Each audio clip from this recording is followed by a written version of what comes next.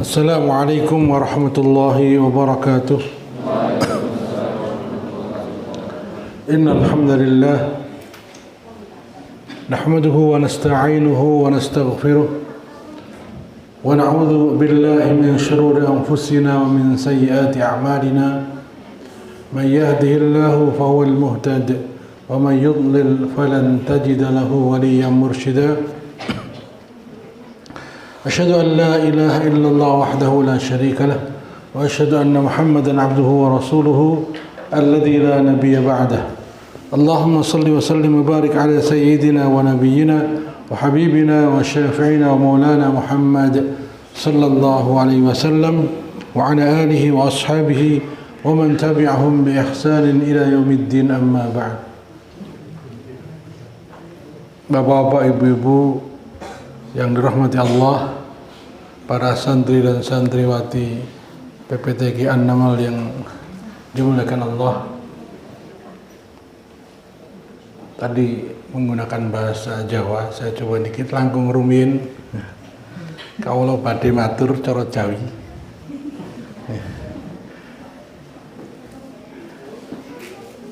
Saya asli Jawa tapi udah susah ngomong bahasa Jawa kalau resmi ya.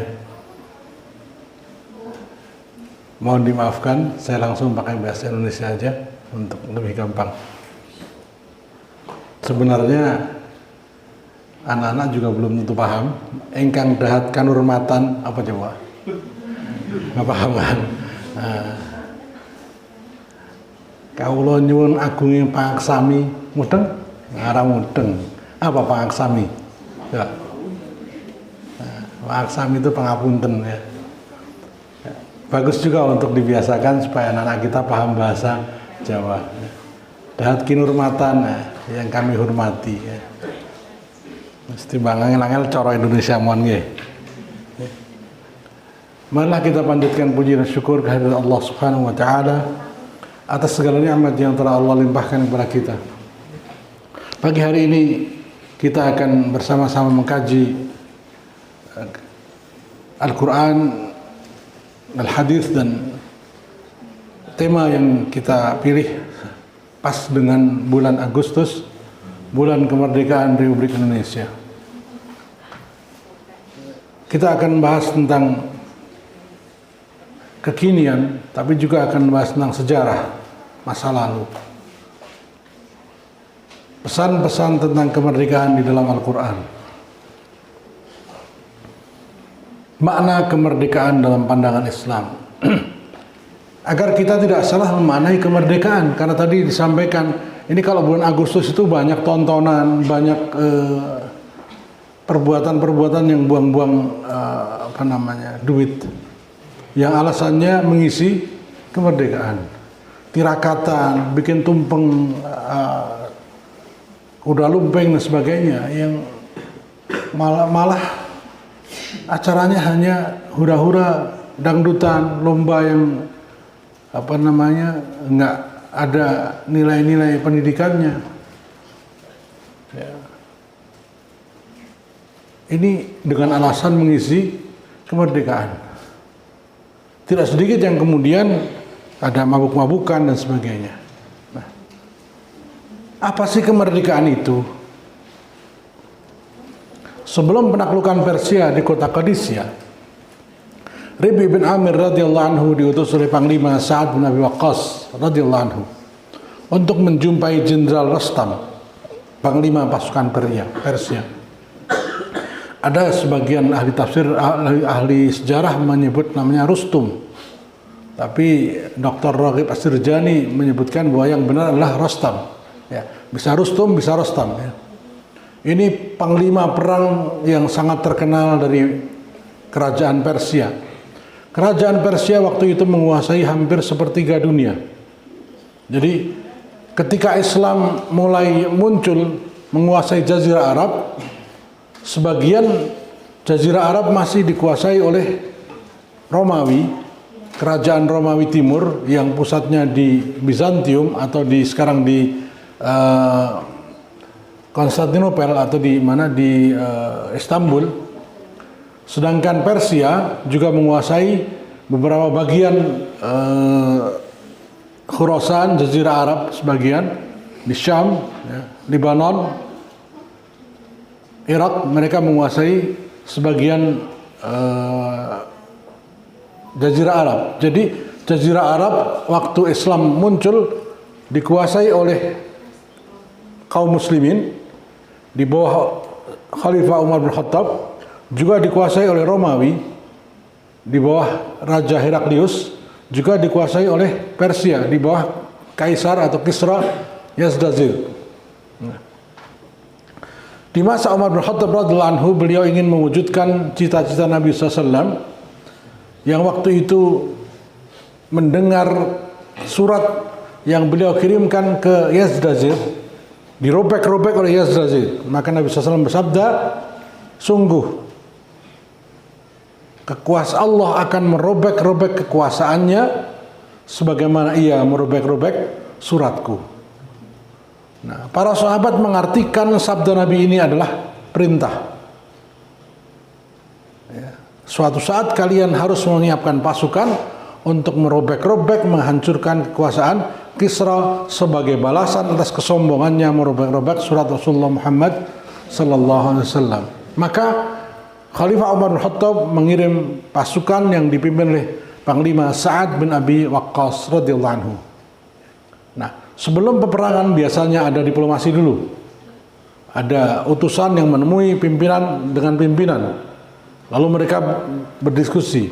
Nah, Panglima Sa'ad bin Abi Waqqas silakan memilih Rib'i bin Amir untuk menjadi utusan. Awalnya Rib'i ditolak oleh Rastam. Rastam ini tidak mau menerima Rib'i karena Rib'i itu orang kulit hitam. Jadi baru Islam saja yang bisa menerima orang kulit hitam sejajar dengan kulit putih, kulit yang bukan kulit hitam. Bangsa lain masih menganggap kulit hitam itu budak. Ya. Jadi Islam ini sudah dari sejak lahirnya anti dengan perbedaan ras. Sedangkan Amerika tahun 1945, tahun 1960 itu masih melarang mahasiswa berkulit hitam untuk kuliah. Dan kalau mereka kuliah dipisahkan. Ya. Islam sudah menunjuk Bilal sebagai muadzinnya Rasulullah Muhammad sallallahu alaihi wasallam, Rib'i sebagai utusan mewakili khilafah Islam di bawah Umar bin Khattab. Nah, tetapi para sahabat radhiyallahu anhum tetap pada pendirian mereka bahwa Rib'i adalah yang terbaik di tengah mereka. Rastam pun menerima, lalu terjadilah dialog berikut ini. Dialognya panjang, disebutkan dalam Al-Bidayah wan Nihayah karangan Ibnu Katsir. Saya nukilkan sebagian. Rastam bertanya kepada Rib'i, "Ma ja'a bikum?" Dengan membawa pesan apa engkau datang ke sini? Sebelum pertempuran itu biasanya mereka ngomong dulu, ya. Untuk apa kamu kesini? Nah, kami akan menyerang kalian kalau kalian tidak menyerah dan sebagainya. Nah, pertanyaan itu diajukan kepada Rib'i. Apa yang kamu bawa? Pesan apa yang kamu bawa? Kamu bawa pasukan begitu banyak. Sebelum kita bertempur, kita akan mengadakan kesepakatan dulu. Apa yang kamu bawa? Rib'i bin Amir menjawab, Allahumma ba'athana linukhrija man sya'a min ibadatil ibad ila ibadatillah wa min dhiqid dunya ila si'atiha wa min juril adyan ila adlil Islam. Ini pesan yang dibawa oleh Rib'i bin Amir, pesan Islam, pesan Allah, pesan Rasulullah Muhammad sallallahu alaihi wasallam, pesan Khalifah Umar bin Khattab. Allah mengutus kami ke sini untuk membebaskan manusia, ya, memerdekakan manusia dari penghambaan kepada sama manusia menuju penghambaan kepada Allah saja, dan dari kehidupan dunia yang sempit menjadi kehidupan yang luas, dan dari kezaliman segala agama-agama menuju keadilan Islam. Ibadah bermakna penghambaan. Ibadah bermakna ketundukan, ketaatan, kepatuhan. Nah, min ibadatil ibad. Ya, kami diutus oleh Allah ke sini linukhrijan nas, linukhrija man syaa, untuk mengeluarkan siapapun yang Allah kehendaki dari menyembah sesama manusia.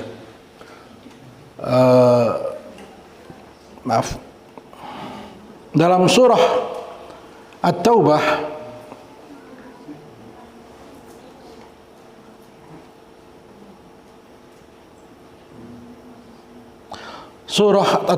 ayat 31,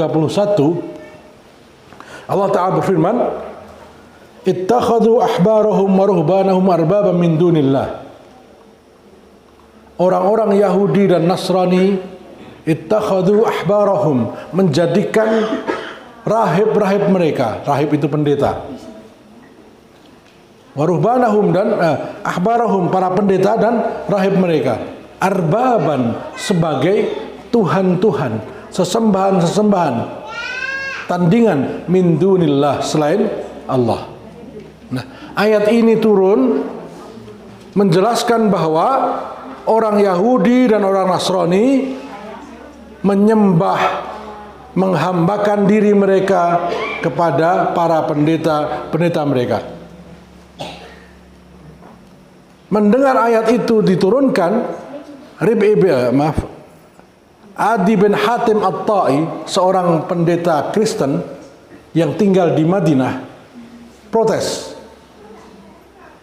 Dia bergegas menuju Masjid Nabawi, menemui Rasulullah Muhammad SAW, lalu berkata, "Ya Muhammad, wahai Muhammad, aku dengar Tuhanmu menurunkan ayat yang menyatakan bahwa kami orang-orang Nasrani menjadikan pendeta-pendeta kami sebagai Tuhan, tandingan selain Allah. Tidak benar," kata Adi bin Hatim At-Ta'i. "Kami tidak pernah menjadikan mereka sesembahan, kami tidak pernah menyembah mereka, kami tidak pernah mengibadahi mereka." Lalu Nabi balik bertanya, "Apakah pendeta-pendeta kalian menghalalkan yang diharamkan oleh Allah?" Ya. Menghalalkan yang diharamkan. Ya. "Apakah pendeta-pendeta kalian mengharamkan yang dihalalkan Allah?" Iya. "Lalu kalian taat?" Iya. Nabi mengatakan, "Dzalika ibadatukum iyyahum." Ketaatan kalian itu adalah bentuk ibadah kalian kepada mereka. Jadi beribadah kepada pendeta itu bukan berarti rukuk sujud menghadap pendeta, tapi pendetanya mengatakan yang halal jadi haram, yang haram jadi halal, kemudian kita tunduk, itu berarti beribadah. Ya. Khamr itu haram, tapi oleh para pendeta dikatakan halal. Menikah itu halal, tapi oleh mereka dikatakan haram untuk para pendeta. Nah, lalu kemudian para pengikutnya taat, maka ketaatan itu disebut dengan ibadah. Nah, Islam melarang ketaatan kepada makhluk, siapapun itu, kalau bertentangan dengan perintah Allah SWT. Nah, sedangkan raja-raja, kaisar-kaisar, para gubernur yang kafir itu memerintahkan sesuka hati. Mereka tidak peduli halal, tidak peduli haram. Pokoknya mereka harus taat, mereka harus patuh rakyatnya ini. Nah, maka Islam datang membebaskan manusia dari ketaatan kepada manusia lain tanpa mempertimbangkan perintah dan larangan Allah SWT. Itu makna kemerdekaan, ya. Hanya patuh kepada aturan Allah SWT. Jadi orang-orang Yahudi menyembah pendeta mereka, orang Nasrani menyembah pendeta mereka, orang Majusi menyembah pendeta mereka. Bentuknya bukan rukuk, bukan sujud, tetapi apapun yang dikatakan oleh pendeta-pendeta mereka, pemimpin-pemimpin mereka, mereka taat. Walaupun perintah itu perintah yang salah. Ya, itu disebut dengan ibadah kepada para pemimpin, para pendeta. Maka Islam datang, jangan lakukan seperti itu. Kalau itu salah, jangan kau laksanakan. Kalau itu benar, laksanakan. Ya, kalau salah dikatakan benar, jangan terima. Benar dikatakan salah, jangan terima. Itu namanya orang merdeka. Ya. Jadi aturan yang demikianlah aturan Allah SWT. Syariah yang demikianlah syariah Allah SWT. Maka kemerdekaan sejati adalah apabila manusia diatur dengan aturan Allah Subhanahu wa taala. Gitu, ya. Kata-kata Rib'i bin Amir ini begitu monumental, dikenang sampai hari ini. Itulah makna kemerdekaan. Apa? Membebaskan manusia dari beribadah kepada sesama manusia. Menjadi beribadah hanya kepada Allah saja. Ya. Di balik kata-kata itu tercermin tujuan-tujuan asasi kedatangan Islam. Salah satunya yang terpenting ialah membebaskan manusia dari hakikat penjajahan dan penindasan menuju kemerdekaan sebagai hamba-hamba Allah yang hanya mengabdi kepadanya saja. Ya. Jadi penjajahan dan penindasan itu tidak harus oleh bangsa asing. Bangsa sendiri pun bisa menjajah. Ya. Memaksakan yang haram harus ditaati, yang halal dilarang, kemudian kita tunduk, itu juga bentuk pemaksaan penjajahan pikiran, penjajahan kebebasan untuk berakidah yang lurus. Ya. Pesan-pesan kemerdekaan di dalam Al-Quran. Allah Ta'ala berfirman dalam surah Al-Fatih ayat 1-3, Inna fatahna laka fatham mubina liyaghfir lakallahu ma taqaddama min dhanbika wa ma ta'akhkhar wa yutimma ni'matahu 'alaika wa yahdiyaka siratan mustaqima wa yansurakallahu nasran aziza. Sesungguhnya kami telah memberikan kepadamu kemenangan yang nyata agar Allah memberi keampunan kepadamu terhadap dosamu yang telah lalu dan yang akan datang, serta menyempurnakan nikmatnya atasmu dan membimbing kamu kepada jalan yang lurus, supaya Allah menolongmu dengan pertolongan yang kuat atau pertolongan yang banyak. Jadi kemerdekaan itu diantaranya adalah pertolongan Allah untuk mendatangkan ampunan, menyempurnakan nikmat Allah SWT, membimbing ke jalan yang lurus. Kemerdekaan juga demikian. Maka pembukaan Undang-Undang Dasar Republik Indonesia disebutkan atas berkat rahmat Allah yang Maha Kuasa. Kemerdekaan adalah rahmat Allah. Kemerdekaan adalah pertolongan Allah. Untuk apa? Liyaghfir laka ma taqaddama min dzambik, agar dosa-dosa yang lalu Allah ampuni. Ya. Kemudian untuk wa yutimma ni'matahu, menyempurnakan nikmatnya. Menyempurnakan nikmat itu apa? Coba surat Al-Maidah ayat 3. Al-yauma akmaltu lakum dinakum wa atmamtu alaikum ni'mati wa raditu lakumul islama dina. Sempurnanya nikmat adalah dijadikannya Islam sebagai satu-satunya aturan hidup. Atmamtu alaikum ni'mati. Ya.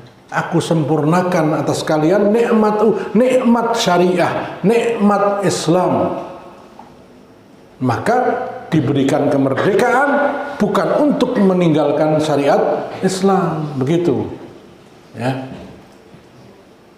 Lalu kalau kemudian itu dilakukan menjalankan syariat Islam, maka Allah akan berikan wa yansurakallahu nasran aziza. Allah akan memberikan kemenangan, pertolongan yang kuat, yang kokoh, benar-benar jaya, sebagaimana dulu Islam pernah mengalaminya 14 abad, 1400 tahun. Huwallazi arsala rasulahu bil huda. Ini pesan kedua tentang kemerdekaan. Huwallazi arsala rasulahu bil huda wa dinil haqqi liyudhhirahu 'alad dini kullihi wa kafa billahi syahida. Dialah Allah yang mengutus rasulnya dengan membawa petunjuk dan agama yang hak. Petunjuk dan agama yang hak, yang benar, agar dia memenangkannya terhadap semua agama, dan cukuplah Allah sebagai saksi. Ya. Tujuan diturunkannya Islam sebagai agama, jalan hidup, aturan, syariah yang benar itu apa? Liyudhhirahu 'alad dini kulli, agar menang, agar lebih tinggi, agar lebih diagungkan dibandingkan semua din, semua aturan, semua agama, semua jalan hidup, semua konsep kehidupan. Itu tujuan Islam diturunkan. Bukan untuk kalah, untuk menang, untuk jaya, untuk menjadi rahmatan lil alamin. Maka kewajiban kita adalah menerapkan Islam ini dalam seluruh kehidupan kita, di rumah tangga kita, di kampung kita, di kecamatan, di desa, di kabupaten, sampai seluruh negeri, bahkan seluruh bumi. Jadilah Islam rahmatan lil alamin. Jelas ini, liyudhhirahu 'alad din, untuk Allah menangkan atas seluruh agama, kulli, semuanya.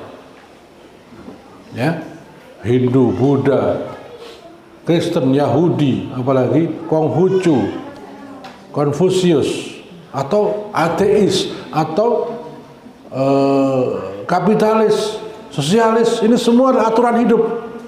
Islamlah satu-satunya. Al-Islamu ya'lu wa la yu'la alaihi. Islam itu tinggi dan tidak ada yang boleh lebih tinggi daripada Islam. Karena ini adalah bumi Allah, maka harus diterapkan aturan Allah. Ketika aturan Allah diterapkan di sebuah bumi, bumi itu telah merdeka. Ya. Jadi ketika bumi itu belum diatur dengan aturan Allah, bumi itu belum merdeka. Dia masih dijajah dengan aturan selain aturan Allah Subhanahu wa ta'ala. Ini mana kemerdekaan. Maka wajar kalau hari ini kemerdekaan diisi dengan hura-hura, dengan dangdutan, dengan mabuk-mabukan, karena mereka nggak paham merdeka itu apa.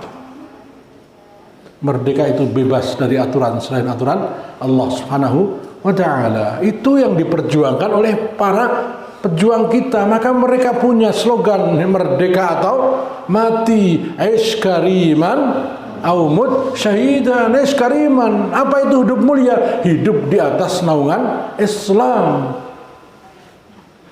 Ya, ini sejarah begitu ditulis di mana, merdeka atau mati. Itu bahasa Arab, aish kariman au mut syahidan. Mati syahid itu mati di atas agama Islam. Orang yang pertama dimasukkan ke neraka itu orang yang mati dalam peperangan, orang yang mati dalam jihad. Ketika ia ditimbang, ia mengatakan, ya Allah, aku mati di peperangan. Allah katakan, masukkan dia ke neraka. Orang itu komplain, ya Allah, aku mati dalam peperangan membela agamamu, kenapa kau masukkan aku ke neraka? Allah berfirman, dulu kamu berperang agar kamu disebut pahlawan, dan orang-orang sudah menyebutnya. Dulu kamu berperang agar disebut pemberani, dan orang-orang sudah mengucapkannya.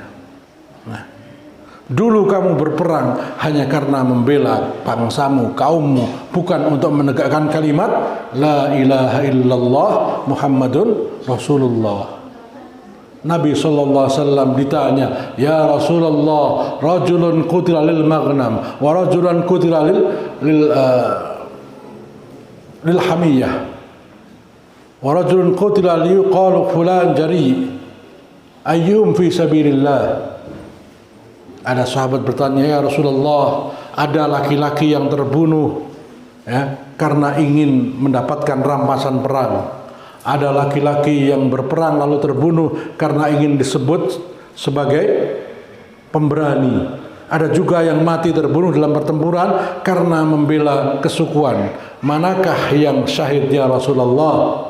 Rasulullah SAW mengatakan, man qutila litakuna kalimatullahi hiyal ulya fahuwa fi sabilillah. Barang siapa yang terbunuh dengan niat agar kalimat la ilaha illallah menjadi yang tertinggi, dialah yang fi sabilillah. Nah, itu semua diluruskan oleh para ulama, dirumuskan para ulama, sehingga tanggal 22 Oktober 1945 Kiai Haji Hasyim Asy'ari, pendiri Nahdlatul Ulama, bersama dengan Kiai Haji Bisri Sansuri dan Kiai Haji Wahab Hasbullah rahimahumullah menulis resolusi jihad Nahdlatul Ulama. tanggal itu hari ini menjadi tanggal Hari Santri Nasional 22 Oktober. Apa isi resolusi Jihad Nahdlatul Ulama? Isi yang pertama, bahwasanya perang mengusir penjajah Belanda adalah jihad fisabilillah. Yang kedua, bahwasanya siapa saja yang mati terbunuh dalam pertempuran ini, ia mati syahid. Yang ketiga, siapa saja yang membantu Belanda memusuhi orang-orang Indonesia, maka ia adalah pengkhianat dan ia wajib dihukum mati. Ini ditulis tanggal 22 Oktober yang kemudian dikenal dengan nama Resolusi Jihad Nahdlatul Ulama. Bung Tomo menemui 3 kiai ini, kemudian minta fatwa, maka ditulislah fatwa itu. Tanggal 10 November terjadilah pertempuran di Surabaya, disebut apa? Arek-arek Surabaya. Bung Tomo bilang, seandainya tidak ada takbir Allahu Akbar, saya bingung bagaimana menggelorakan semangat jihad kaum muslimin. Allahu Akbar, semua itu perangnya santri. 10 November itu perangnya santri, semuanya pengen mati syahid. Mati syahid itu mati membela agama. Ya, begitu. Cukuplah Allah sebagai saksi. Saksi di sini menyaksikan perjuangan kalian dan membantu memenangkan kalian. Wakafullah, ya, makafabillahi syahida. Jadi tujuan diturunkanlah Islam agar memerdekakan manusia dari menghamba kepada rajanya, menghamba kepada ratunya, tapi kemudian menjadi menghamba kepada Allah Subhanahu wa ta'ala saja. Bahkan tidak boleh menghamba kepada Nabi Muhammad SAW, ya. Menghamba hanya kepada Allah Subhanahu wa ta'ala. Ya. Idza jaa nasrullahi wal fath, apabila telah datang pertolongan Allah dan kemenangan. Kemerdekaan adalah pertolongan Allah. Kemerdekaan adalah kemenangan. Dan kamu lihat manusia berbondong-bondong masuk agama Allah. Nah, ini menuju Islam yang kafah. Yadkhuluna fi dinillah afwaja, berbondong-bondong masuk agama Allah. Ada ayat udkhulu fis silmi kafah. Maka dengan kemerdekaan itu diharapkan manusia berbondong-bondong masuk kepada Islam secara keseluruhan, bukan sebagian-sebagian. Ya, afatu'minuna bi ba'dil kitabi wa takfuruna bi ba'd. Surat Al-Baqarah. Ya. Ayatnya saya lupa. Ya. Afatu'minuna bi ba'dil kitab wa takfuruna bi ba'd. Apakah kalian akan beriman kepada sebagian ayat Al-Qur'an tapi kalian ingkar kepada sebagian yang lain? Fama jazaa'u man yaf'alu dzalika minkum illa khizyun fil hayatid dunya. Maka orang yang hanya mau menerima sebagian Al-Qur'an, menolak sebagiannya, tidak ada imbalan lain buat orang ini illa khizyun, kecuali kehinaan, kerendahan, kekalahan di dunia. Ya. Maka menolak sebagian, menerima sebagian itu hina jadinya. Kalau mau masuk Islam, udkhulu fis silmi kafah. Disebutkan di sini apabila telah datang kemenangan, ya, dan pertolongan Allah dan kemenangan, wa yadkhulu ra'aita, dan engkau lihat manusia masuk agama Allah dengan berbondong-bondong, maka bertasbihlah. Nah, mensyukuri kemerdekaan itu dengan bertasbih, bertahmid, beristighfar, gitu. Karena ini pertolongan Allah. Dan subhanallah, para pendiri bangsa, founding father itu menyebutkannya atas berkat rahmat Allah yang maha kuasa, dan dengan didorong oleh keinginan luhur supaya berkehidupan kebangsaan yang bebas. Dan kemerdekaan adalah hak segala bangsa. Oleh sebab itu, maka penjajahan di atas dunia harus dihapuskan karena tidak sesuai dengan peri kemanusiaan dan peri keadilan. Gitu ya? Ya. Yang dulu sering ikut upacara, ya. Nah, saya sekarang banyak cara upah. supaya berkehidupan kebangsaan yang bebas. Ya. Maka penjajahan di dunia harus dihapuskan. Nah, ini kalimatnya diawali dengan kalimat yang luar biasa, atas berkat rahmat Allah yang Maha Kuasa.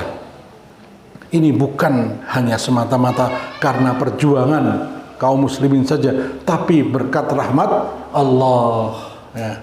Nanti saya jelaskan asal usul kalimat itu. Ya. Maka bertasbihlah dengan memuji Rabbmu dan mohonlah ampun kepadanya. Sesungguhnya Dia adalah Maha penerima taubat. Nah, di saat kemerdekaan itu Allah turunkan taubat. Allah terima taubat. Kemenangan itu tidak hanya memberikan nikmat, tapi juga memberikan ampunan. Kesyukuran atas kemenangan mendatangkan ampunan dan rahmat. Bukan malah joget-joget, bukan malah perbuatan yang enggak jelas. Gitu.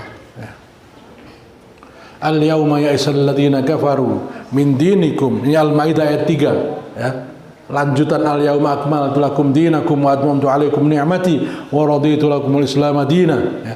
Pada hari ini orang-orang kafir telah, bukan lanjutan, awalnya al-yawma ya'isal ladzina kafaru min dinikum fala takhshawhum wakhshawni al-yawma akmaltu lakum dinakum wa atmamtu alaikum ni'mati wa raditu lakumul Islam madina.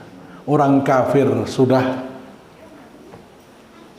capek, putus asa. Kenapa? Karena Islam mendapatkan kemenangan. Gitu. Pada hari ini orang-orang kafir telah putus asa untuk mengalahkan agamamu. Sebab itu janganlah kamu takut kepada mereka dan takutlah kepadaku. Pada hari ini telah kusempurnakan untuk kamu agamamu, telah kucukupkan kepadamu nikmatku, dan telah kuridai Islam itu jadi agama bagimu. Din itu agama. Artinya din artinya jalan hidup. Din artinya aturan. Allah telah ridho Islam sebagai aturan kalian. Ini hari kemenangan. Wa atmamtu alaikum ni'mati. Dalam surat At-Taubah tadi, liyutimma ni'matahu wa yutimma ni'matahu. Datangnya kemenangan untuk menyempurnakan nikmat. Nah,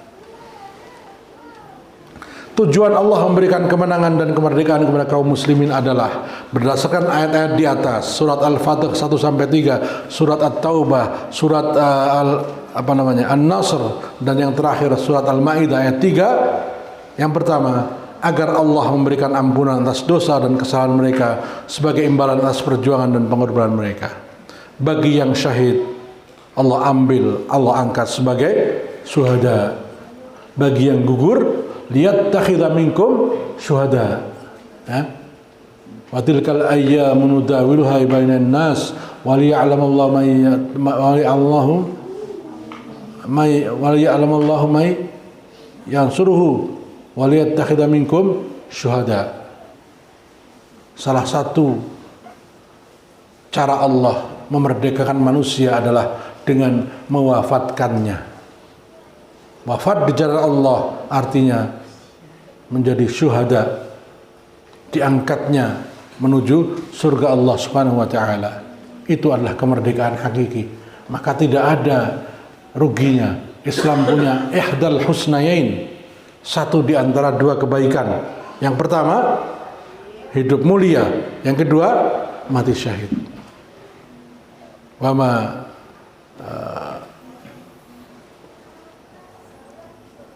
dalam surat At-Taubah disebutkan, kalian tidak menunggu-nunggu dari kami kecuali satu dari dua kebaikan. Yang kedua, menyempurnakan nikmatnya dengan ditegakkannya syariat Allah, sehingga membuat orang-orang kafir putus asa untuk mengalahkan mereka. Jadi tujuan diberikan kemerdekaan agar syariat Allah ditegakkan, bukan ditinggalkan. 3, memberikan mereka petunjuk kepada jalan yang lurus, jalan hidup Islam dan aturan syariahnya. Ya. Yang keempat, wa yansuruhu nasran aziza, memberikan kemenangan yang kokoh dan nyata, dan manusia berbondong-bondong menjadikan Islam sebagai jalan hidup. Wa yadkhuluna ra'aitan nasa yadkhuluna fi dinillahi afwaja. Itu diberinya kemerdekaan. Tidak mungkin ulama tidak paham ini. tidak mungkin Kiai Haji Abdul Wahid Hashim, tidak mungkin Kiai Haji Agus Salim, tidak mungkin Kiai Haji Muhammad Nasir, tidak apa. Tidak mungkin Kiai Haji Wahab Hasbullah, Kiai Haji Habib Syekh Sansuri, para pemuka, para ulama yang menggelorakan jihad, para habaib tidak mungkin tidak paham ayat ini. Tujuan merdeka adalah ditetapkannya syariat Islam sebagai aturan hidup manusia. Nah, pada tanggal-tanggal itu terjadilah tarik ulur. Yang mau syariat Islam, yang mau komunisme, yang mau nasionalisme, semua berdebat. Di mana debatnya? Di BPU PKI, Badan Persiapan Usaha-Usaha Kemerdekaan Indonesia. Ya. Di antaranya ya, Mr. Muhammad Yamin, Mr. Sultan Syahrir, ya, Mr. Soekarno, semua Mr. semua. Ya. Bung Karno, Pak Sultan Syahrir, ini semua orang-orang sekuler. Ya, Bung Karno bahkan seorang Marxis. Ya. Bung Karno itu Marxis, sosialis, komunis. Ya. Saya berani ngomong, ada tulisannya kok. Ya. Bung Karno itu bangga jadi orang komunis. Maka karena dia mau jadi Indonesia ini yang sesuai dengan sosialis, dia bikin marhainisme. Marhainisme itu ideologi komunis yang disesuaikan dengan negara Indonesia, dikerubah menjadi gotong royong. Ya, itu yang dimaksud dengan Eka Sila. Silahkan buka di ADART PDI Perjuangan, masih ada sampai hari ini. Pancasila yang dimaksud adalah rumusan Soekarno tanggal 1 Juni yang diringkas menjadi Trisila dan diringkas lagi menjadi Eka Sila, marhainisme, artinya sosialisme versi Indonesia. Nah, kalau pengen tahu ini baca buku Di Bawah Bendera Revolusi, saya punya di rumah. Nah, lengkap bagaimana Soekarno mengajarkan marhainisme. Sebelumnya saya perlihatkan video ini.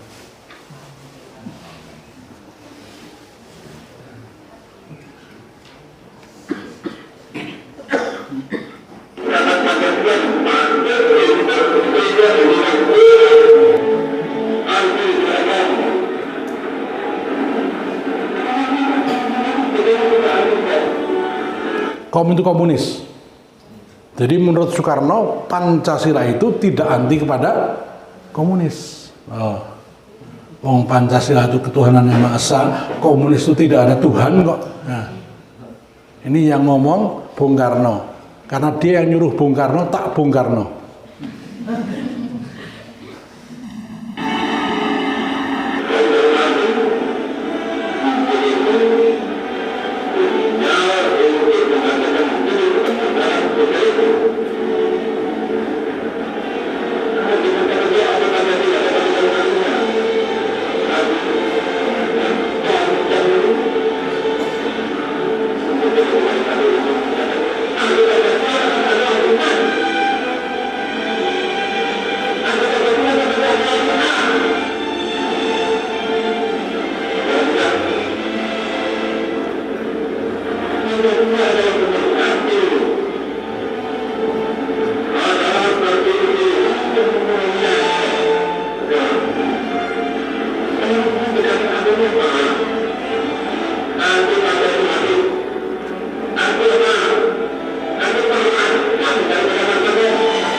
Nasakom itu nasionalis agama dan komunis. Jadi Soekarno itu pengen menyatukan antara nasionalis agama, maksudnya Islam, dan komunis.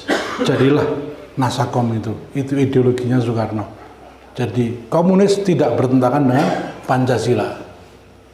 Nah, Pancasila tidak bertentangan dengan komunis. Itu versi Soekarno. Maka para ulama protes. Saya lanjutkan.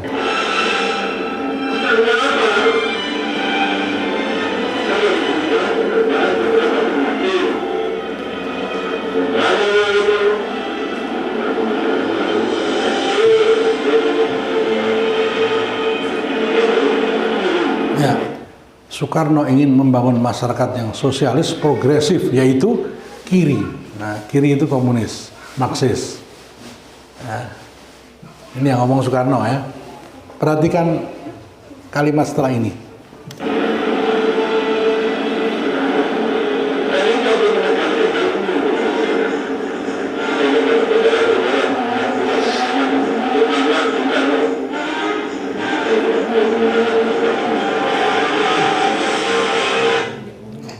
Jelas? Pendek kata, jika saudara mengatakan anak Bung Karno, saya tidak mau mengaku anak yang tidak kiri. Jadi anak yang sekarang itu kiri semua. Ya? Paham sekarang? Kiri itu apa maksudnya?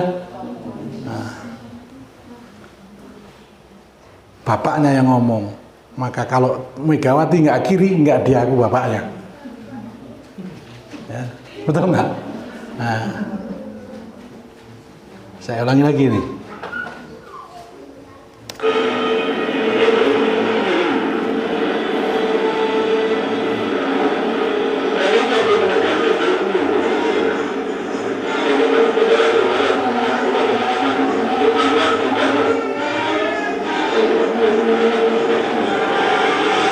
Kalau mengaku anak Bung Karno, saya tidak mau punya anak yang tidak kiri. Saya tidak mau punya anak yang tidak sosialis. Saya tidak mau punya anak yang tidak komunis. Saya tidak mau punya anak yang tidak marhenis. Jelas ini? Nah, dan waktu itu terjadi perdebatan. Haji Agus Salim, Ki Bagus Hadikusumo, kemudian Kiai Haji Abdul Qahar Muzakkar ingin syariat Islam. 5 dari 9 tim 9 menginginkan bukan syariat Islam, yang 4 menginginkan syariat Islam. Ya, nanti akan saya jelaskan. Sudah paham makna kemerdekaan? Kemerdekaan adalah menjadikan syariat Islam sebagai aturan hidup. Itu. Nah, ini nggak bakal dapet di sekolahan. Ya.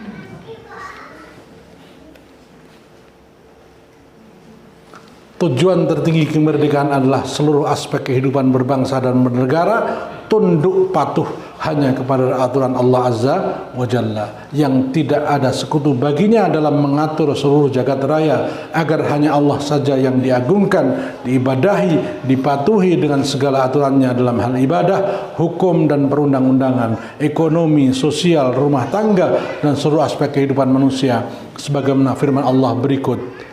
Qul inna salati wa nusuki wa mahyaya wa mamati lillahi rabbil alamin la syarika lahu wa bidzalika umirtu wa ana awwalul muslimin. Ini tujuan kemerdekaan, agar hanya Allah yang mengatur kita. Maka kita manusia merdeka. Agar hanya Allah yang mengatur hidup kita, maka kita manusia yang merdeka. Agar hanya Allah mengatur keluarga kita, maka kita adalah keluarga yang merdeka. Agar hanya Allah yang mengatur negara kita, maka negara kita adalah negara yang merdeka. Itu makna merdeka. Bukan hanya bebas dari penjajahan Belanda, londo putih lunga, londo irenge teko. Ya. Belanda hitam, londo ireng ya. Itu dulu ada istilahnya kenil. Tentara-tentara Belanda yang hitam itu dari Maluku banyak ya. Londo ini siji, londo irengnya 50 itu biasanya. Dengan Islam kita menjadi mulia, dengan Islam kita menjadi merdeka, tidak dengan yang lain ya. Dari Tariq bin Syihab, beliau berkata, Umar bin Khattab keluar menuju Syam dan bersama kami Abu Ubaidah ibn Jarrah. Kemudian mereka datang pada air yang dangkal dan Umar berada di atas untanya. Kemudian beliau turun dan melepas kedua khufnya, lalu meletakkannya di atas pundaknya dan memegang tali kekang untanya. Kemudian menyeberang air yang dangkal tersebut. Maka Abu Ubaidah bin Jarrah berkata, "Wahai Amirul Mukminin, engkau melakukan ini, engkau melepas kedua khufmu dan meletakkannya di atas pundakmu, dan engkau memegang tali kekang untamu, engkau menyeberang air yang dangkal ini, sungguh akan membahagiakan diriku kalau penduduk negeri memuliakanmu." Ya. Umar bin Khattab sangat marah lalu berkata, "Oh, tidak ada yang berkata demikian kecuali engkau, wahai Abu Ubaidah. Engkau menjadikannya pelajaran bagi umat Muhammad sallallahu alaihi wasallam." Jadi Umar dengan santainya, dia adalah penguasa Jazirah Arab, datang ke Baitul Maqdis untuk menerima kunci dari tentara Romawi, kerajaan Romawi. Datang dengan santainya, dia lepas sepatu, khuf ya, kaos dari kulit, taruh di sini. Dia tuntun untanya suruh minum. Nah, Abu Ubaidah kaget, ini khalifah kok nuntun unta dewi. Nah, kalau sekarang mungkin khalifah pakai anduk di kalungke. Ya. Alangkah bahagianya kami memuliakanmu, kata Khalifah Umar. Tidak begitu. Kita ini mulia dengan Islam, bukan dengan sanjungan-sanjungan seperti itu. Ya.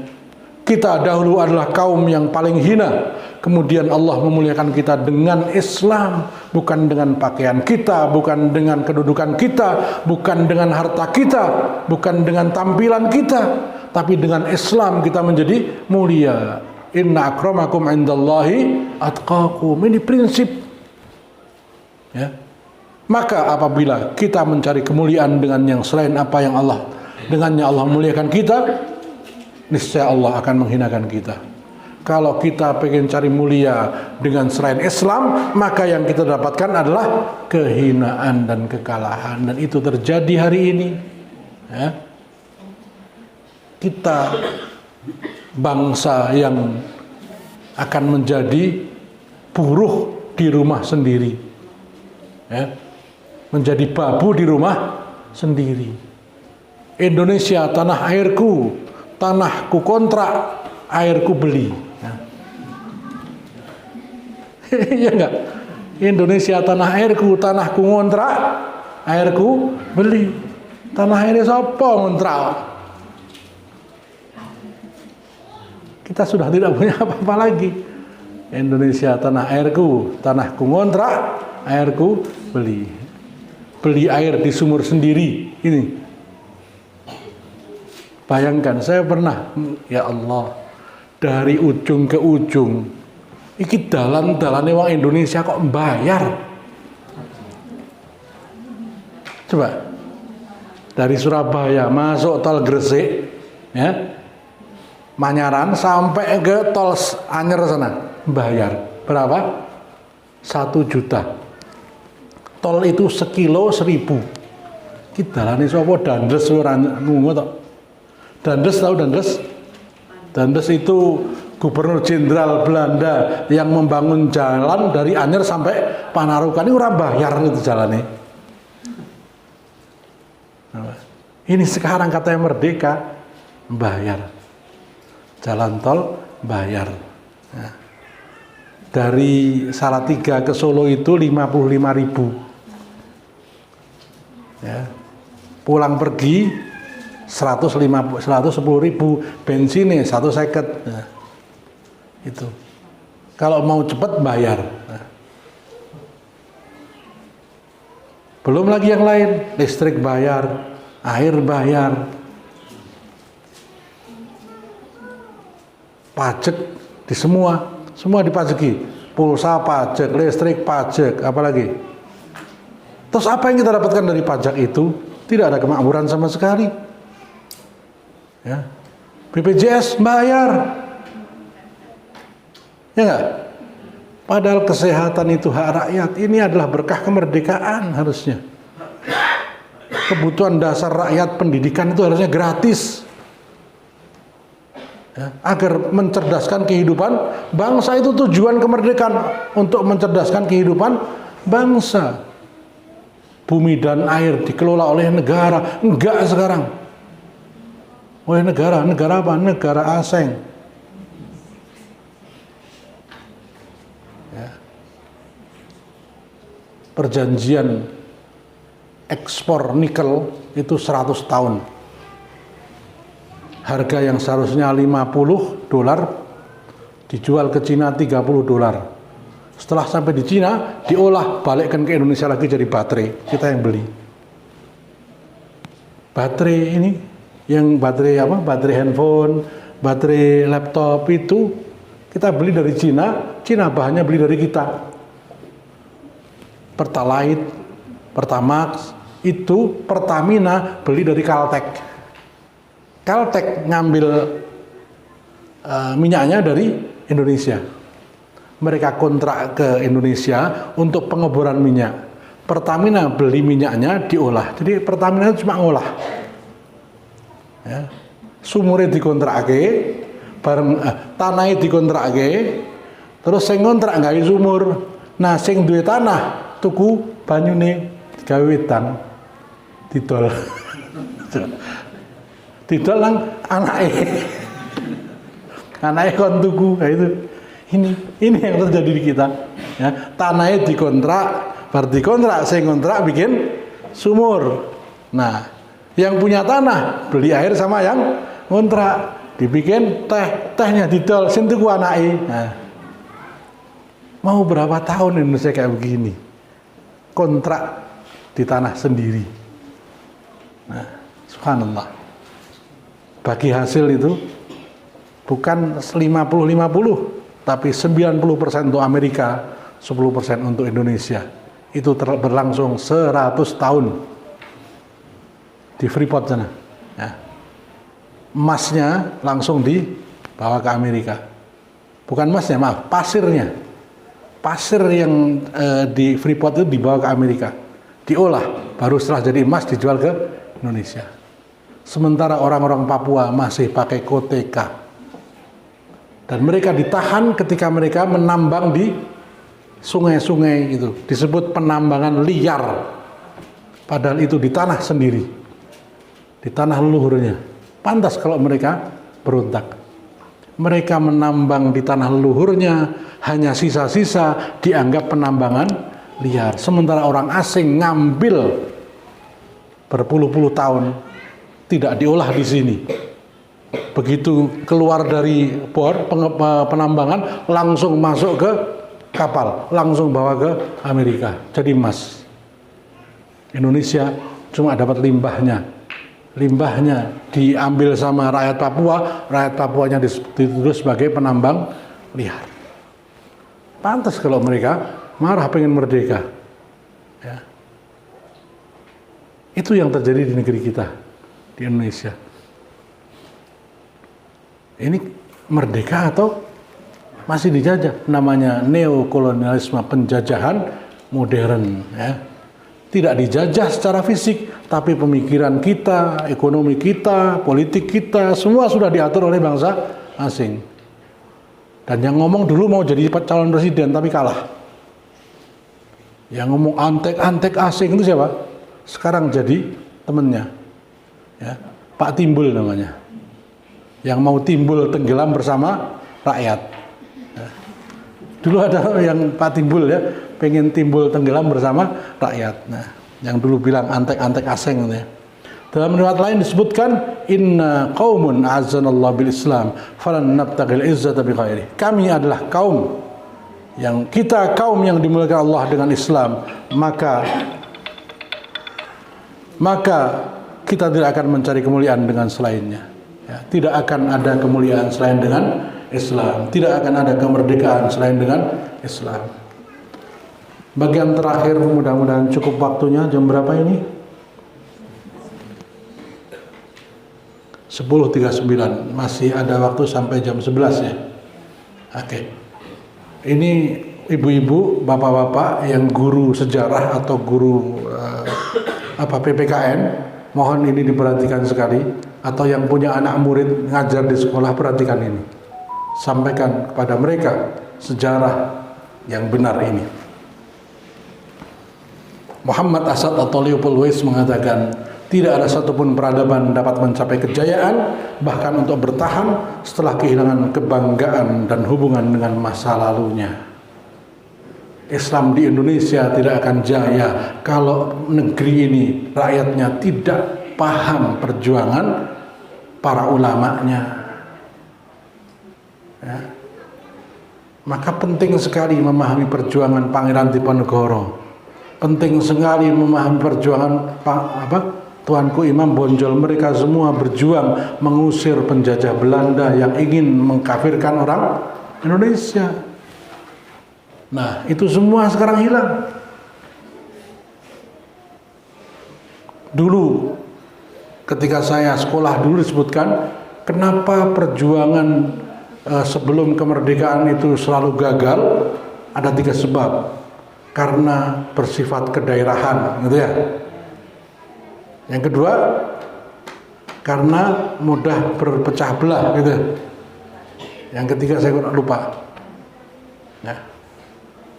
Karena bersifat kedaerahan, seakan-akan Imam Bonjol hanya memperjuangkan Padang. Ya. Diponegoro hanya memperjuangkan Mataram, padahal tidak, semuanya ingin memperjuangkan tegaknya syariah Islam. Pangeran Diponegoro ketika ditipu oleh Belanda, ya, Belanda mengajukan perdamaian itu sebelumnya ada kesepakatan dengan Kiai Mojo. Kiai Mojo di Salatiga mengajukan kesepakatan. Panglima perang mereka, Pangeran Diponegoro, bersedia menghentikan peperangan dengan syarat Mataram diizinkan melaksanakan syariat Islam. Itu syaratnya. Kenapa Belanda memaksa Pangeran Diponegoro untuk berdamai? Karena VOC bangkrut. VOC itu perusahaan Verenigde Oost-Indische Compagnie. Ya, itu perusahaan dagang Belanda bangkrut karena habis biaya untuk membiayai perang Diponegoro. Maka mereka minta perdamaian. Nah, Kiai Mojo itu mbah buyute duta Sila on Seven. Ya. Kalau yang orang dulu seusia saya kenal, ya. Itu mensyaratkan, salah satu syaratnya, perdamaian bisa ditandatangani, tapi dengan syarat, ya, Mataram dibebaskan menerapkan syariat Islam. Belanda setuju, tapi ternyata itu adalah siasat licik. Rupanya Pangeran Diponegoro ditangkap ketika datang di Magelang. Siapa yang menyebabkan ditangkapnya Diponegoro? Patih Danurejo, ya, munafik lagi kan. Nah. Ini Dr. Adian Husaini, seorang pakar, beliau ketua Dewan Dakwah Islam Indonesia. Tidak ada yang tidak setuju bahwa sejarah adalah hal penting untuk kehidupan manusia, dalam kehidupan manusia. Untuk melihat masa depannya, seseorang perlu memahami masa lalunya. Ya. Oh, saya itu putra nih, bapak ini, mbah-mbahku ke kiai, maka aku kudu jadi kiai, gitu. Kalau dulu ada lagu nenek moyangku orang pelaut, ya kudu iso renang, bapak mbah-mbah ini pelaut. Ya. Ketika orang bangga, bapakku dulu juara sepak bola, maka anaknya akan pengen jadi pesepak bola. Bapakku dulu pinter ngaji, masuk anaknya reso ngaji. Nah, masa lalu itu digunakan untuk membangun masa depan.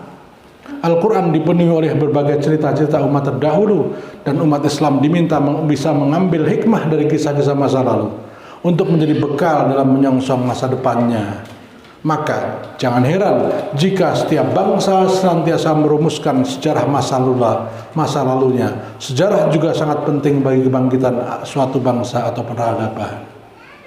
Nah, orang-orang kafir tidak mau umat Islam Indonesia bangga bahwa perjuangan kemerdekaan Indonesia adalah hasil jihad kaum muslimin dan ulama-ulamanya. Kalau tahu seperti itu, pasti mereka akan kembali bersemangat jihad. Coba saya tanya, di PPKN ada nggak kalimat jihad di situ? Ada nggak di buku sejarah kalimat jihad? Tidak ada. Padahal para ulama itu nggak mungkin tidak mengatakan ini jihad. Kalau mati syahid itu mati apa? Mati dalam jihad. Nah, sekarang para ulama, para ustadz ngomong jihad dianggap teroris. Padahal negeri ini merdeka hasil dari jihad. Saya ulangi lagi, negeri ini merdeka tidak ada sebab lain kecuali jihad fi sabilillah. Sehingga yang mati disebut mati syahid. Itu dicantumkan dalam resolusi jihad Nahdlatul Ulama yang ditandatangani oleh Kiai Haji Bisri Sansuri, Kiai Haji Hashim Asy'ari dan Kiai Haji Wahab Hasbullah. Tanggal 22 Oktober 1945. Sejarah Piagam Jakarta, kesepakatan para pendiri bangsa untuk menjalankan syariat Islam bagi umatnya. Ya. Jadi para pendiri bangsa ini pernah sepakat Indonesia, rakyat Indonesia yang muslim wajib menjalankan syariat Islam. Maka jangan khawatir, saya nggak akan khawatir untuk ngomong Indonesia ini pernah sepakat mau menjadikan syariat Islam sebagai kewajiban bagi kaum muslimin Indonesia. Itu tercantum dalam Piagam Jakarta, ditandatangani oleh 9 tokoh bangsa tanggal 22 Juni 1945 yang disebut dengan The Jakarta Charter atau Piagam Jakarta. Ya. Ini Pancasila usulan Soekarno tanggal 5 Juni. Kebangsaan Indonesia, internasionalisme atau berkemanusiaan, mufakat atau demokrasi, keadilan sosial, dan 5 ketuhanan. Jadi kalau Pancasila itu tanggal lahirnya 5 Juni, harusnya bentuknya kayak gini. Ya. Pancasila, sila pertama apa? Ketuhanan. Sementara Pancasila Soekarno, sila ketuhanan di sila ke-5. Sebelum Soekarno menyampaikan ini, sudah ada Mr. Supomo, sudah ada Sultan Syahrir, Mr. Muhyamin. Kebetulan Soekarno dapat jatah tanggal 5 Juni. PDIP maunya ini jadikan hari lahir Pancasila. Supaya apa? Supaya mereka memperjuangkan Pancasila adalah kembali seperti keinginan Soekarno, yaitu Trisila jadi Eka Sila. Jas merah, jangan pernah melupakan sejarah. Ya, ini yang bilang jas merah itu Soekarno. Jangan sekali-kali melupakan sejarah. Sejarah mencatat Soekarno lah yang memperjuangkan Pancasila versi mereka, ya, bukan versi Islam. Ya, versi Islam beda lagi. Siapa yang menambahkan yang Maha Esa? Bukan Soekarno. Yang menambahkan yang Maha Esa menjadi ketuhanan yang Maha Esa adalah Ki Bagus Hadikusumo, Ketua Pengurus Besar Muhammadiyah, Ketua Pengurus Pusat Muhammadiyah. Nanti saya ceritakan kisahnya, panjang. Ya.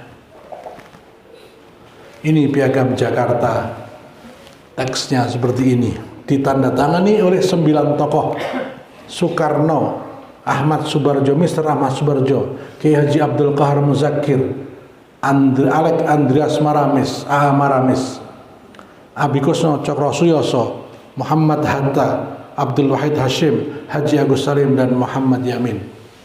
Ya, ini ya, yang disebut dengan tim 9. Ya. Pertama BPU PKI, lalu dikecilkan menjadi PPKI. Nah, PPKI memilih 9 orang untuk merumuskan dasar negara. Ya. Ini orangnya. Mr. Soekarno, Insinyur Soekarno, Mr. Ahmad Subarjo, ya, Andreas Maramis, Muhammad Hatta, kemudian Muhyamin, ya, Muhammad Yamin, ya. Jadi saya sebutkan ya, Soekarno, Muhyamin, Hatta, Maramis, Ahmad Subarjo menolak syariat Islam. Ya.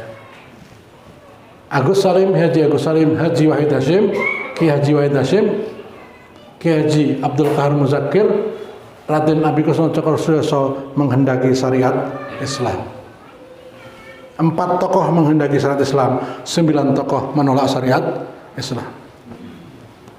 Jadi guru-guru kita, tokoh-tokoh bangsa kita itu sudah memperjuangkan syariat Islam. Jadi ngomong syariat Islam itu hanya mengulang sejarah masa lalu, bukan tindakan yang radikal. Ya. Hanya mengulangi perjuangan Kiai Haji Wahid Hashim, hanya mengulangi tuntutan dari Kiai Haji Abdul Qahar Muzakir. Siapa Kiai Haji Abdul Muzakir? Wakil dari Muhammadiyah. Siapakah Kiai Haji Wahid Hashim? Putra dari Kiai Haji Hashim Asy'ari, ayah dari Abdurrahman Wahid. Beliau adalah ketua pengurus pusat Nahdlatul Ulama. Haji Agus Salim wakil dari Syariat Islam, Abi Kusno wakil dari Syarikat Islam. Ya. Ini sejarah. Karena kita tidak paham, maka kita tidak tahu bahwa pernah Indonesia menyebutkan syariat Islam dalam dokumen kenegaraannya. Mukaddimah dirubah jadi pembukaan bahwa sungguhnya kemerdekaan itu ialah hak segala bangsa. Nah, ini masih tulisan lama ya, ejaan lama, masih ejaan Van Ophusen. Nah, ini namanya ejaan Van Ophusen. Ya, oleh sebab itu bahwa sungguhnya kemerdekaan itu ialah hak segala bangsa, dan oleh sebab itu maka penjajahan di atas dunia harus dihapuskan karena tidak sesuai dengan peri kemanusiaan dan peri keadilan. Dan perjuangan pergerakan kemerdekaan Indonesia telah sampailah kepada saat yang berbahagia dengan selamat sentosa mengantarkan rakyat Indonesia ke depan pintu gerbang negara Indonesia yang merdeka, bersatu, berdaulat, adil dan makmur. Atas berkat rahmat Allah yang Maha Kuasa dan dengan didorongkan oleh keinginan yang luhur supaya berkehidupan kebangsaan yang bebas, maka rakyat Indonesia dengan ini menyatakan kemerdekaannya. Ini kira-kira teks apa? Teks proklamasi. Benar nggak? Dengan ini menyatakan kemerdekaannya. Itu apa namanya? Proklamasi. Nah, saya bacakan lagi. Kemudian daripada itu, untuk membentuk suatu pemerintah negara Indonesia yang melindungi segenap bangsa Indonesia dan seluruh tumpah darah Indonesia, dan untuk memajukan kesejahteraan umum, mencerdaskan kehidupan bangsa dan ikut melaksanakan ketertiban dunia yang berdasarkan kemerdekaan, perdamaian abadi dan keadilan sosial, maka disusunlah kemerdekaan kebangsaan Indonesia itu dalam suatu hukum negara, hukum dasar negara Indonesia yang terbentuk dalam suatu kesusunan negara Republik Indonesia yang berkedaulatan rakyat dengan berdasar kepada ketuhanan dengan kewajiban menjalankan syariat Islam bagi pemeluk-pemeluknya. Kemanusiaan yang adil dan beradab, persatuan Indonesia, kerakyatan yang dipimpin oleh hikmat kebijaksanaan dalam permusyawaratan perwakilan, keadilan sosial bagi seluruh rakyat Indonesia. Ini adalah teks proklamasi untuk dibacakan tanggal 17 Agustus jam 10. Kalau dilihat dari redaksinya. Tapi teks ini hilang, ketelingsut. Yang bawa Bung Hatta, ya, alasannya nggak tahu tempatnya. Maka jam 5 pada subuh tanggal 17 Agustus Hatta Soekarno membuat coret-coretan. Sayuti Melek yang nulis, ya, proklamasi kami bangsa Indonesia dengan ini menyatakan kemerdekaannya. Hal-hal yang mengenai pemindahan kekuasaan dan lain-lain diselenggarakan dengan cara yang saksama dan dalam tempo yang sesingkat-singkatnya. Jakarta atas nama bangsa Indonesia, Soekarno-Hatta. Masuk akal enggak? Mau proklamasi jam 10, jam 5 baru dibikin teksnya. Nah, rapat-rapat berbulan-bulan itu nyiapke opo? Ya. Masuk akal enggak? Mungkin enggak. Puluhan orang cerdas-cerdas ini tidak menyiapkan teks proklamasi sehingga mendadak jam 10 arep diwaca, jam 5 di oret-oret. Ya. Ingkang dahar kenurmatan mawon nulis dhisik hanya untuk apa? Hanya untuk pembukaan pengajian, tulis aja ngasih keliru. Ini kok diumumkan seluruh dunia kok. Ya. Oret-oretan. Ada seorang pakar tata negara mengatakan proklamasi Indonesia adalah proklamasi paling buruk. Nggak ada jelas tujuannya apa diumumkan. Coba lihat ini. Ini dari awal sampai akhir dijelaskan. Perjuangannya, sikap Indonesia terhadap penjajahan, siapa yang memberikan kemerdekaan, lalu apa dasar negara, disebut semua di sini. Inilah proklamasi sebenarnya. Inilah teks proklamasi. Tetapi kalau ini dibaca, maka dunia akan tahu Indonesia menjalankan syariat Islam. Itu yang tidak dimaui. Paham? Kalau sampai ini dibaca dan itu disiarkan ke seluruh dunia, maka Indonesia adalah negara yang menjalankan syariat Islam. Mereka tidak mau. Ya.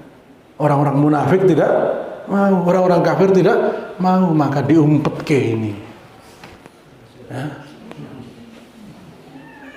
Diganti dengan coretan kecil. Paham sekarang? Coret-coretan ini, maaf, ini memang didadak. Soekarno-Hatta, Sayuti Melik tidak minta izin kepada yang lain. Nah, pada tanggal 18 dicoretlah kalimat. Saya lanjutkan ini dulu ya. Soekarno pencetus Marhaenisme.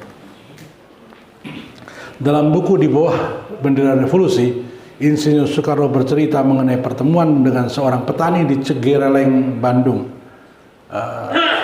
Selatan yang Dayakolot ya, yang persawahannya terhampar luas.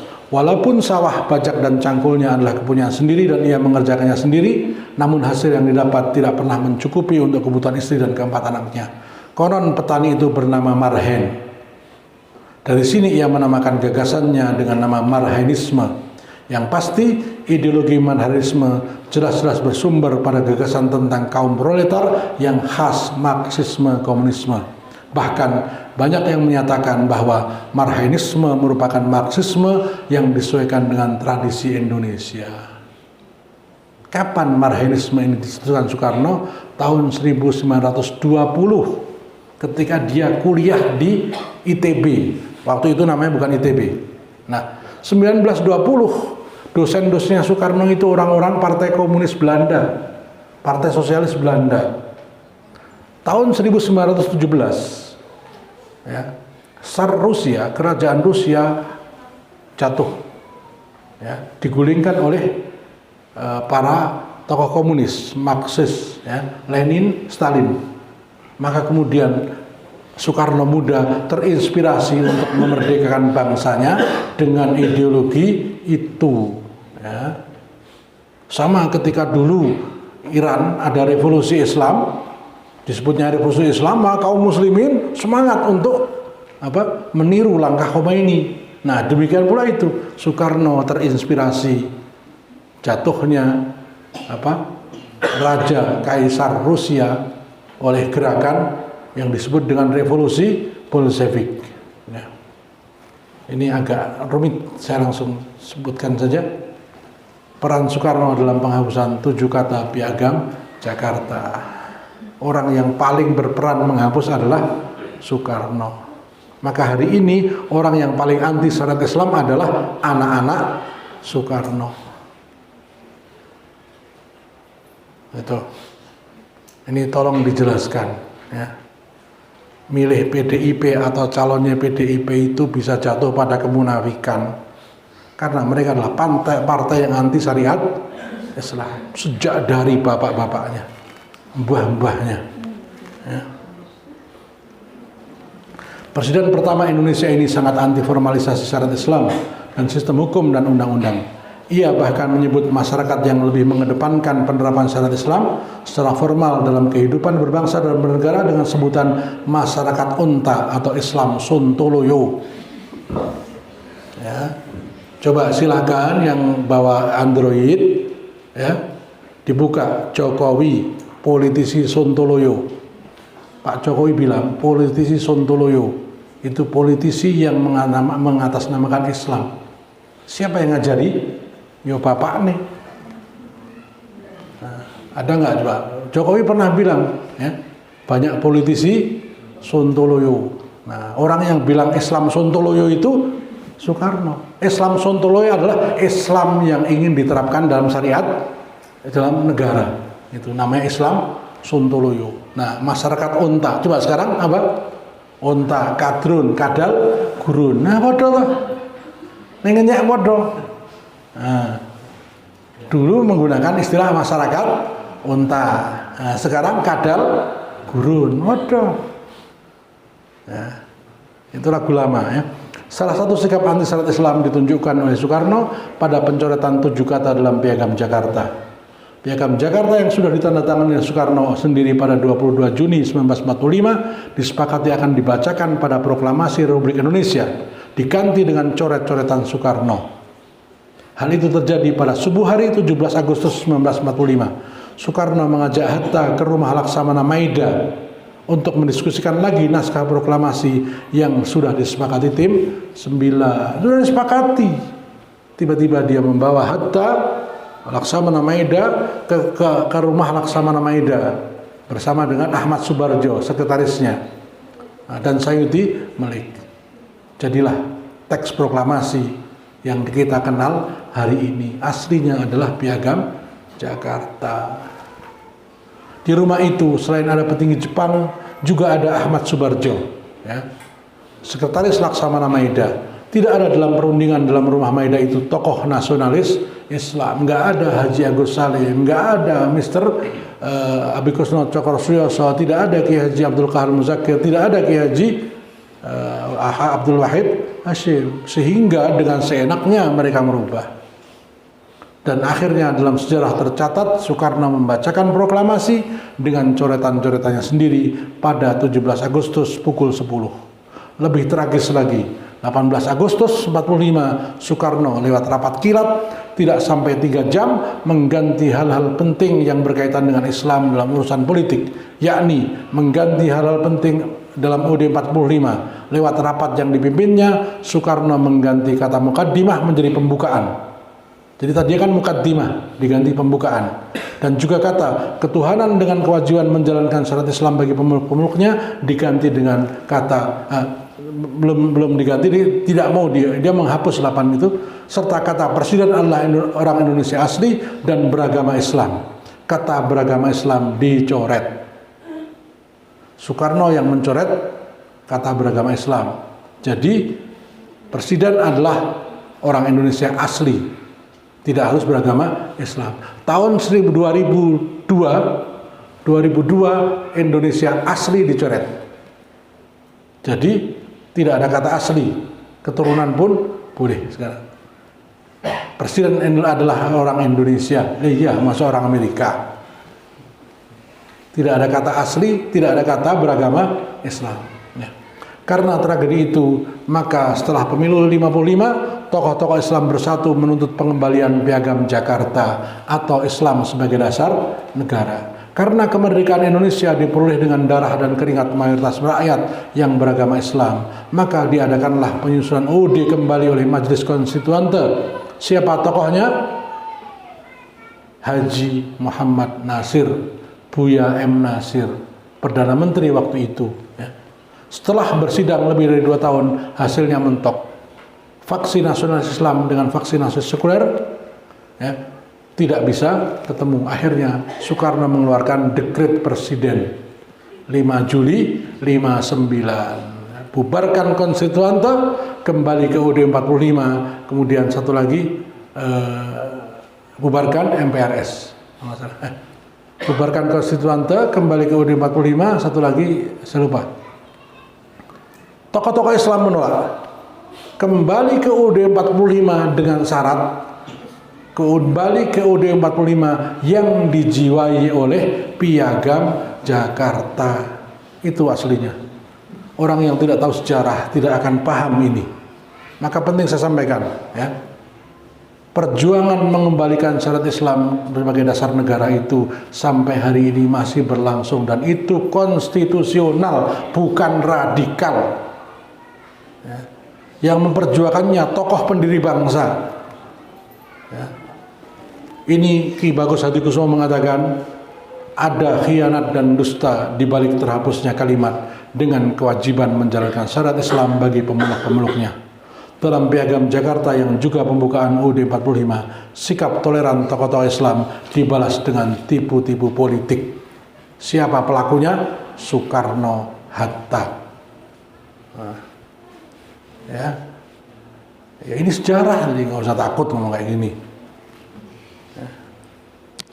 Mereka lah orang yang anti-Islam. Mereka lah orang yang anti syariat Islam. Itu munafik atau bukan? Maka Belanda kulit hitam, kulit putih pergi, yang menggantikannya kulit hitam. Ini akhirnya salah satu tokoh tim 9, Ki Haji Abdul Wahid Hasyim mengatakan, pernyataan bahwa pemerintah Islam tidak akan dapat memelihara persatuan bangsa dan akan menjauhkan irian, menurut pandangan hukum Islam adalah perbuatan mungkar yang tidak dibenarkan syariat Islam, dan wajib bagi tiap-tiap orang muslim menyatakan ingkar atau tidak menyetujuinya. Jadi alasan Soekarno dihapusnya 7 kata tadi, alasannya kalau ada 7 kata itu, Indonesia Timur akan memisahkan diri. Nah, bagaimana mungkin akan memisahkan diri? Lawang proklamasinya tanggal 17, tanggal 18 sudah minta dihapus. Dari mana kabarnya? Ya. Kan belum sampai ke Indonesia Timur. Rupanya siapa yang punya strategi itu? Ya, Andreas Maramis, Soekarno-Hatta. Saya mencurigai, kenapa Soekarno diculik ke Rengas Dengklok? Yang ditulis sejarah apa? Supaya mempercepat kemerdekaan, kan? Saya curiga itu adalah rekayasa agar mereka merubah, ya, Piagam Jakarta. Dukungan para pemuda kepada Soekarno-Hatta untuk menghapus 7 kata, karena tokoh-tokoh yang menculik itu adalah tokoh-tokoh kiri. Nah, tokoh-tokoh kiri semua, nggak ada tokoh Islam di situ. Ya. Ada Soekarni, ada bahkan konon ada namanya Dipa Nusantara Aidit. Namanya Abdullah Aidit dirubah menjadi Dipa Nusantara Aidit. Saya tidak bisa memastikan, tapi konon ada yang mengatakan salah satu yang menculik Soekarno ke Rengas Dengklok adalah DN Aidit. Siapa DN Aidit? Ketua Partai Komunis Indonesia, Dipa Nusantara Aidit. Nah, Bapak-bapak, Ibu-ibu, ini sejarah, ya, berkaitan dengan kemerdekaan negara Indonesia. Saya sampaikan apa adanya, ya. Mudah-mudahan banyak orang yang tahu, banyak orang yang paham bahwa cita-cita pendiri bangsa kita adalah seperti disebutkan, inna fatahna laka fatham mubina liyaghfir lakallahu ma taqaddama min dzambik wa ma ta'akhkhar wa yutimma ni'matahu 'alaik wa yansuruhu nasran aziza. Untuk yadkhuluna fi dinillahi afwaja. Gitu. Hanya dengan syarat Islam saja, prinsip-prinsip ketuhanan yang maha esa, kemanusiaan yang adil dan beradab, persatuan Indonesia, kerakyatan yang dipimpin oleh hikmat kebijaksanaan dalam permusuhan dan perwakilan, keadilan sosial bagi seluruh Indonesia benar-benar dapat diwujudkan. Itu maksud Piagam Jakarta. Enggak mungkin selain Islam menyatakan Tuhan itu esa. Hanya Islam yang menyatakan Tuhan itu esa. Tauhid la ilaha illallah. Sedikit tambahan, ketika Soekarno dan Hatta memaksa dengan alasan Indonesia Timur akan memisahkan diri lalu menghapus 7 kata dalam Piagam Jakarta, terjadi perdebatan. Orang terakhir yang tidak setuju adalah Ki Bagus Hadikusumo, Ketua Pengurus Pusat Muhammadiyah.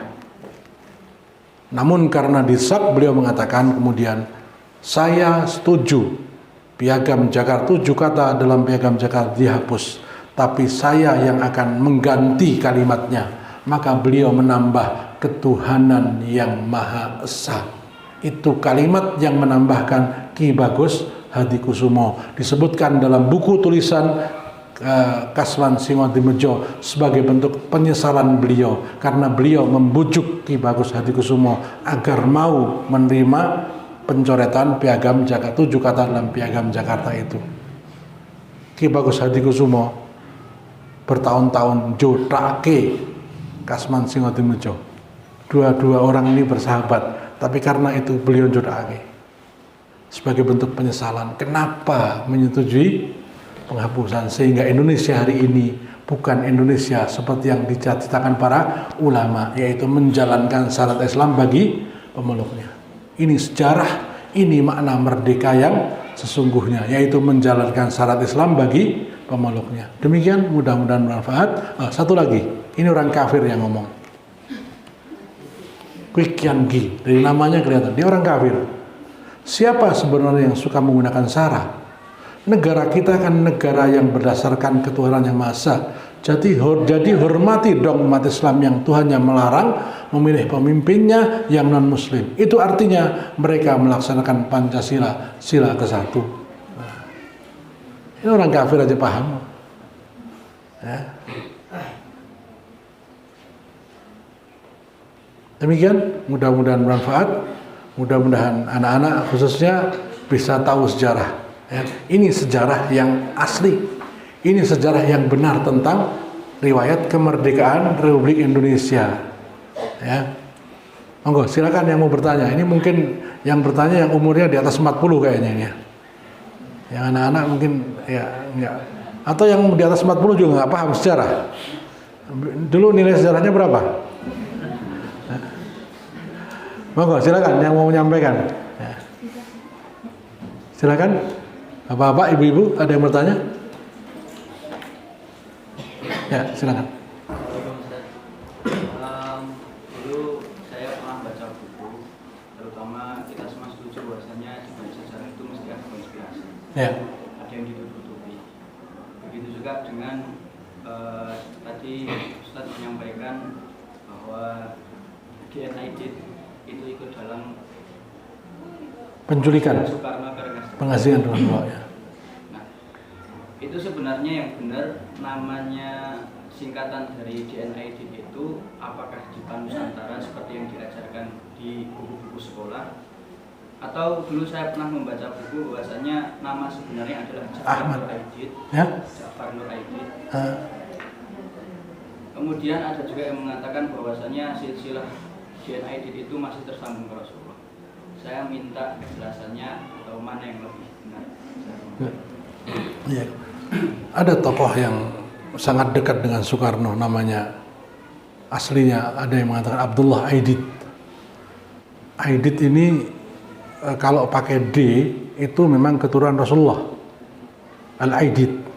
Tapi Aidit ini kayaknya bukan, hanya kesamaan nama saja. Ya. Jadi namanya Abdullah Aidit, lalu dia ganti namanya menjadi Dipa Nusantara Aidit. Dia adalah pimpinan pengurus sentral Partai Komunis Indonesia yang melakukan pemberontakan pada tanggal 30 September dengan gerakan 30 September gitu.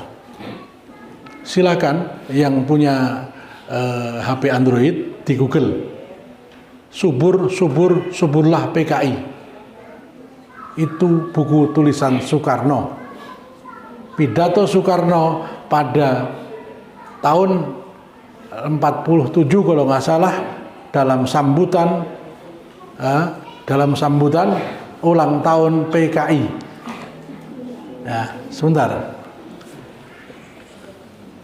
ini agak apakah benar saya kurang tahu. Ya, ini tolong didengarkan.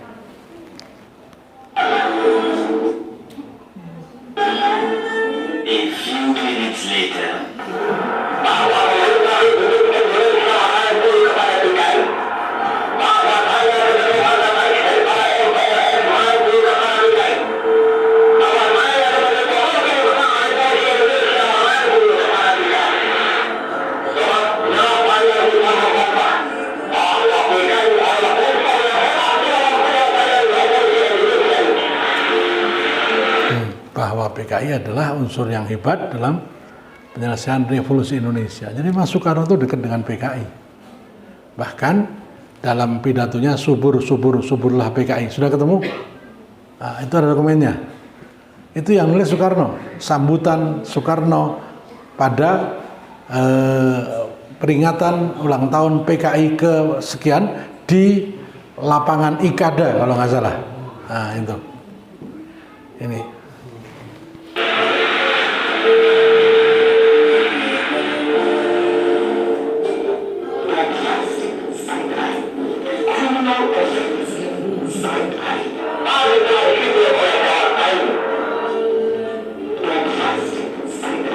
Nah, ini Aidit.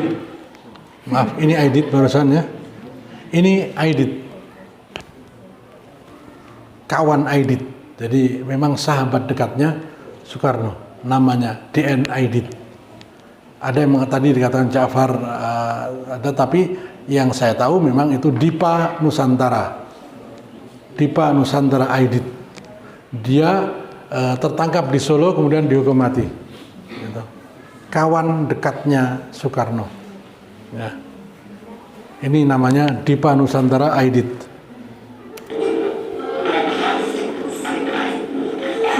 Ya ini Ahmad Yani.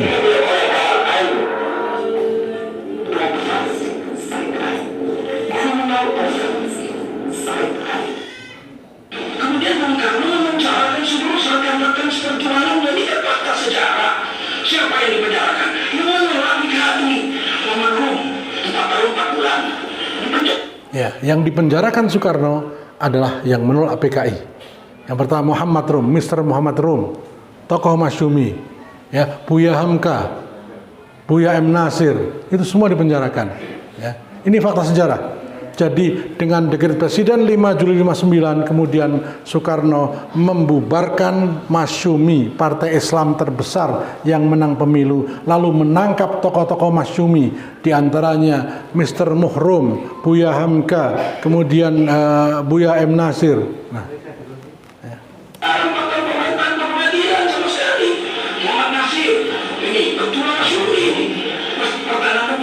menyatukan Masjid Istiqlal sehingga Republik Indonesia Serikat berubah menjadi NKRI kembali, di penjara juga tanpa pengadilan. Kemudian Sekjen Masyumi Muhammad Saad, saya Muhammad Saad masuk ke penjara juga oleh Bung Karno. Kenapa? Karena Masyumi nggak usah kita mengelak sana sini. Di Medan Syekh Hasan Ali Lubis itu nama besar kami di sini. Salah satu pendiri Al-Wasiyah di penjara juga. Buya Hamka 2 tahun lebih Buya Hamka di penjara. Zaman Bung Karno itu sempat minum kencing. Apa salahnya Buya Hamka? Imperialis, kapitalis? Bukan. Karena dia menolak PKI, menolak komunis.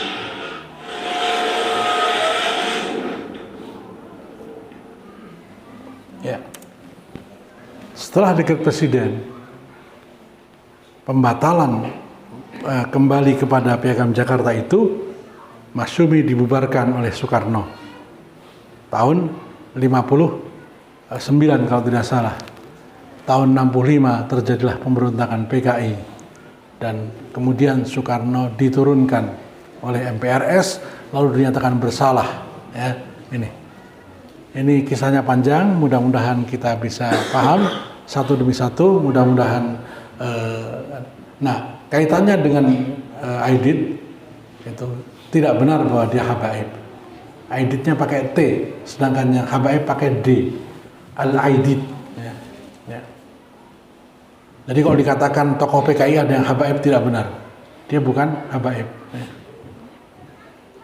Ya, silakan yang lain yang mau bertanya. Tapi jelas Aidit adalah kawan dekatnya Soekarno, mitranya Soekarno. Menjelang Soekarno meninggal, dia mencetuskan Nasakom sebagai dasar pemerintahannya, ideologi pemerintahannya yaitu nasionalis, agama dan komunis. Ya. Silakan yang lain yang mau bertanya. Ya, kalau tidak ada, kita tutup dengan doa kafaratul majlis. Subhanakallahumma wa bihamdika asyhadu an la ilaha illa anta astaghfiruka wa atubu ilaik wa akhiru da'wana alhamdulillahi alamin.